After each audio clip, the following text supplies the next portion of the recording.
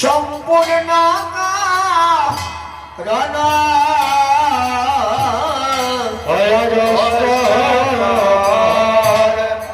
নাম যজ্ঞ সম্পূর্ণ রণ আনাইলা দেবী।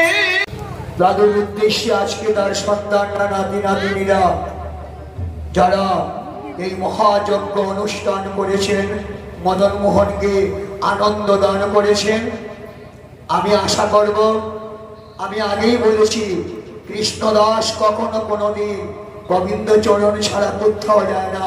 কৃষ্ণদাসের কখনো কোনোদিন নিত্য বৃন্দাবন ছাড়া কোথাও ঠাঁই হয় না। তো উনি তো নিত্য কৃষ্ণদাস ছিলেন, উনি নিত্য ধামেই গেছেন। তবু আমরা সন্তান নাতি নাতি হিসাবে আমরা স্মরণ উৎসব পালন করলাম। মদন মোহনের কাছে আমরা প্রার্থনা জানালাম তার উর্ধ্বদহী আত্মা যেন মদন মোহনের প্রভু বৃন্দাবনে গিয়ে সেই সখী সঙ্গে যেন আনন্দে হরিবোল।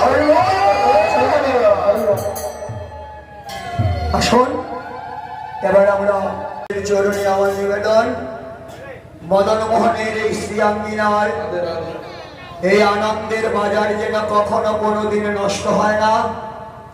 আপনারা সবাই সাহায্য সহানুভূতিতে সবাই আগমনের দ্বারা মদন মোহনের এই আঙ্গিনার এই উৎসব যেন আমরা আগামী মাঘে পূর্ণিমা তিথিতে আবার মদন মোহনের নিত্য বার্ষিক উৎসব, এটা কখনো বন্ধ হবে না। আমরা আবার আগামী মাঘে পূর্ণিমা তিথিতে আমরা যদি প্রত্যেক দিন সেবা করি, যেখানে নিত্য গোবিন্দের সেবা হয়, সেখানে গোবিন্দের নিত্য কোনো কাজ বন্ধ হতে পারে না।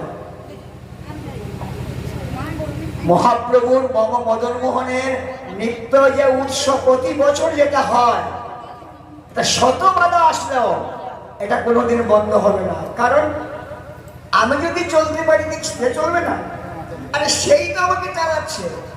কাজেই তার আনন্দের বাজার কখনো কোনোদিন সে ভাঙতে চাইবেও না। সদা সর্বদা তার বাজার সে লাগিয়ে রাখবে। তাই সবার কাছে নিবেদন, সবাই এই আনন্দ যজ্ঞে যোগদান করবেন। সবাই যোগদানের দ্বারা মদন মোহনের, কারণ দেখুন যে কোনো উৎসবে যখন প্রতিটা ছেলে মেয়ে নাতি নাতি